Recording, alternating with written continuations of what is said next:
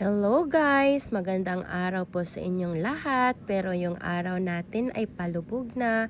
So napakaganda ang view natin dito na may sunset at saka makikita yung Manila Bay.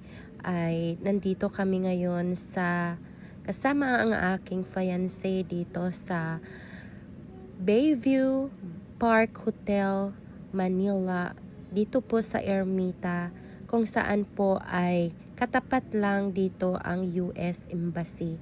So pwede lang nating lakarin kasi bukas magkakaroon ako ng interview po for US visa. So ang ganda ng sunset natin na kabawas ng kaba kasi kinakabahan ako para bukas sa aking interview. Pero sana okay lang lahat.